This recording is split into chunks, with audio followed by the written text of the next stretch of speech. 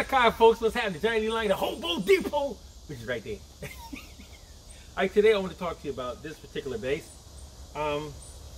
It's a lot I can say about this bass. I haven't had much dealing with you, girl. So I can't really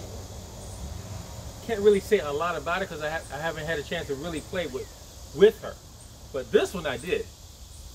I always saw them in the music stores, and you know they look. The new ones are really, really impressive. They have lots of custom woods and stuff on them, and my understanding, this is a BTB, Ibanez, and the BTB means custom, boutique or something like that. I don't know. That's what I heard. But a lot of great players play these basses, and they sound really good.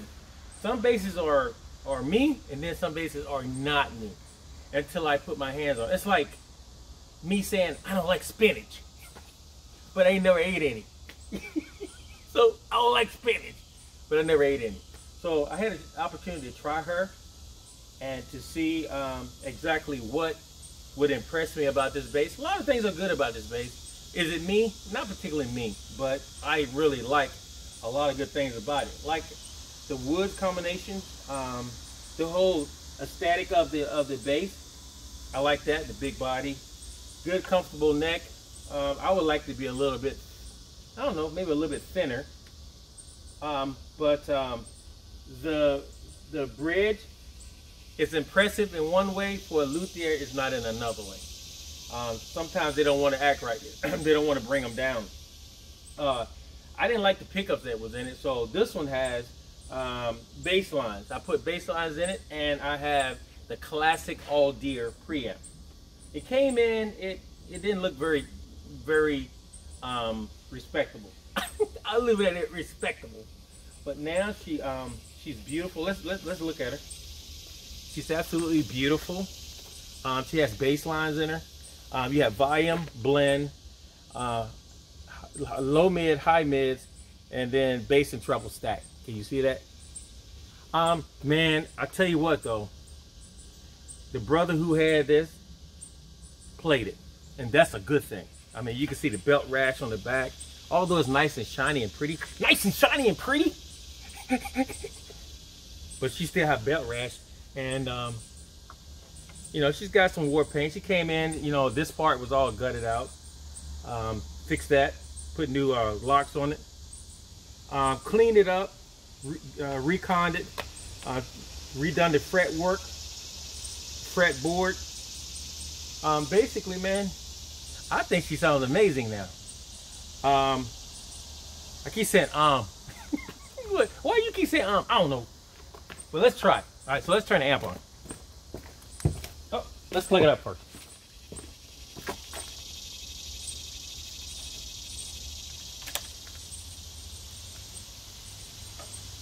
And turn the amp on. So I'm coming through my little SWR LA12. You know, I always say with a little horn in it like this. All right, so we're gonna get a chance to hear what this girl sounds like. She plays good though. Strings are really low in the neck. I keep saying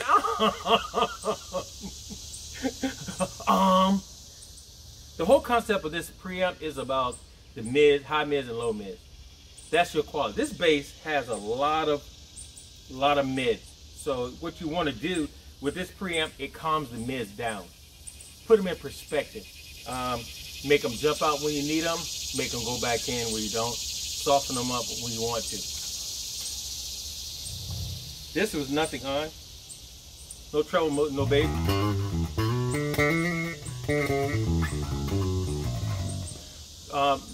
My thing was when it first came in, the pickup sounded real cloudy to me. Very sterile. I don't like anything sounding real sterile.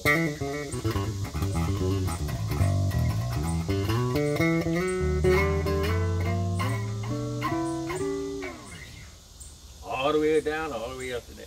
All right, so let's start dialing in some. Let's go to rear pickup.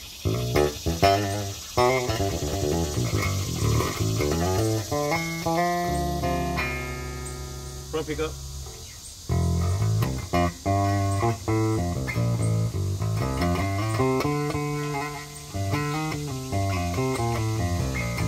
Okay, of course, both pickups. I love the bass line. They really has that vintage kind of thick kind of sound. Love that. Now let's start dialing in some low mids.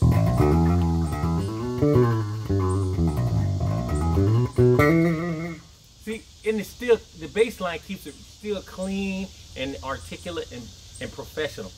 I said clean, articulate, and professional. I like that part. This is how thick that sounds. No bass is on. Now we're gonna go to high mids D10. So you still got the bottom happening with the high mids and the low mids, except you're just bringing out the high mids and within the body of the bass a little bit.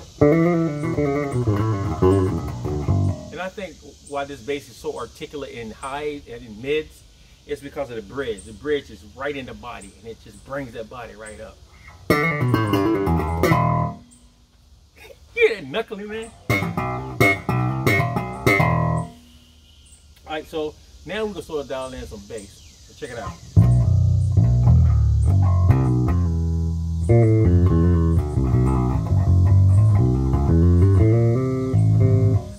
I like the way this bass sounds now than when it first came in. When it first came in, preamp was acting up. I don't know what was going on with it. There was a lot of stuff going on, but I didn't like the sound personally. I think right now she has a completely different voice.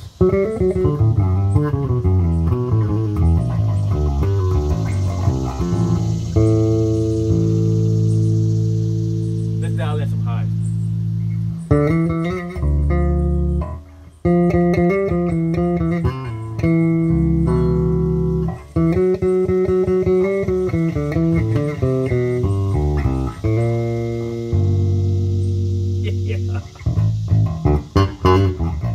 You hear it underneath that growl.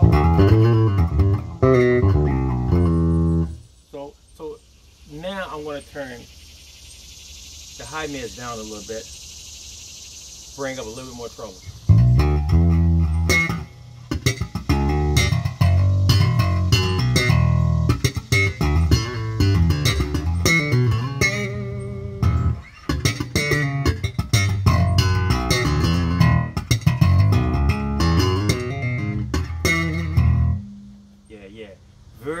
Very comfortable, very articulate, very mild, very airy.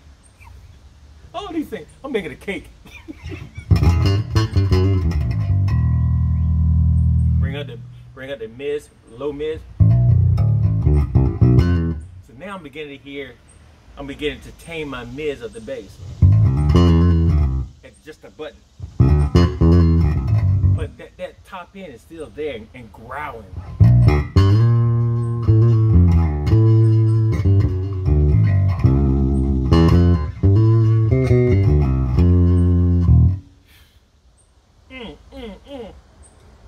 So now we bring the mids to 3/4, low mids to 3/4.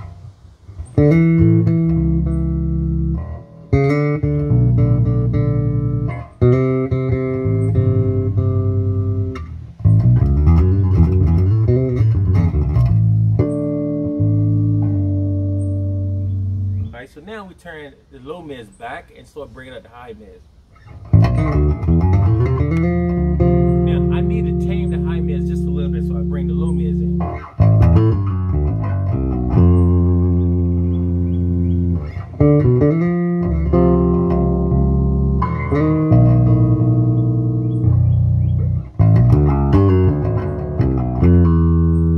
So now I'm hearing that the high mids is just a little bit too much, so I pull back on my treble.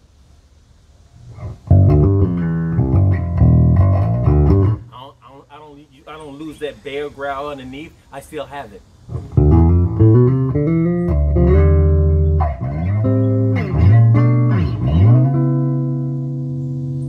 And now my bass is beginning to talk eloquently. I said eloquently.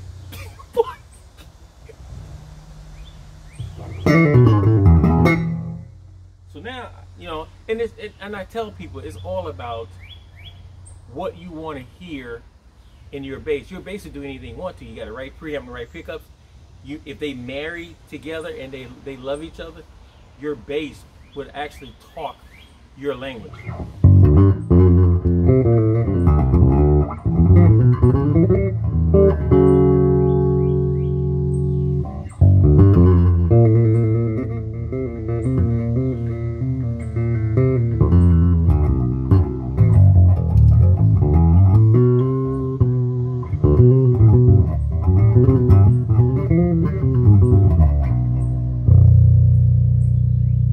Mind you, the bass, I haven't touched my bass, has been in detent the whole time. But listen how much bottom is rolling out. But the bottom is not blood bottom, it's respectful bottom.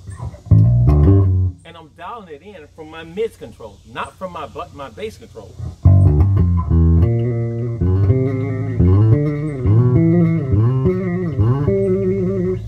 So if I want to get, you know, that snap,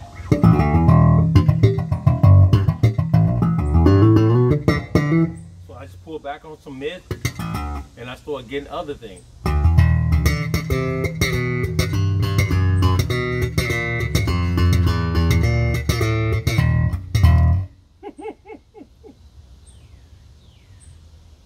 So now I'm gonna start going into my bass and I'm gonna start pulling things up on bass. Watch. It's at detent now.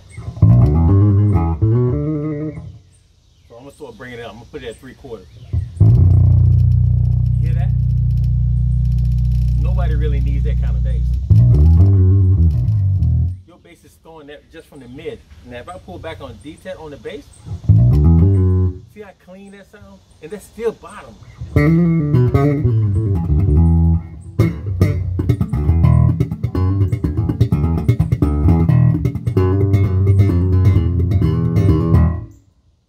You know?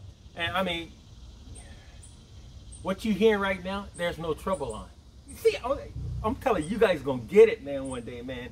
It's all about what you want the person in front of you to hear, your voice. So you have to go inside your preamp and pull out your voice. I don't care how you pull it out, you know, it's gonna be your voice, but you gotta learn your preamp.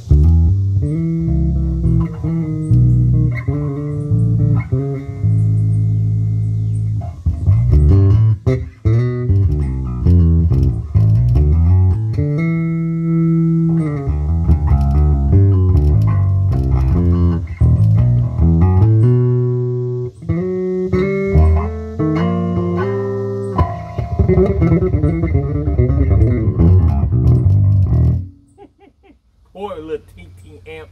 I know, baby, your little tweeters is gone. That's all right. I'm gonna back up off you.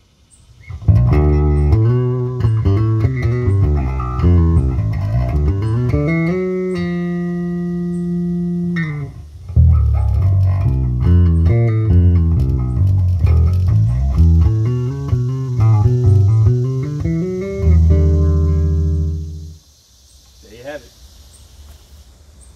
Beautiful sounding instrument. Beautiful sounding instrument. The only thing I did was basically clean her up, change her insides, put a new motor in her that I think would sound amazing with the wood combination, and the whole bass speaks another language now. What it used to speak, it doesn't speak it anymore. It speaks something eloquent now. A lot more impressive.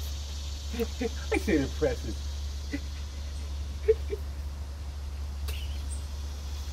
Johnny Lee Long in the Hobo Depot. Peace.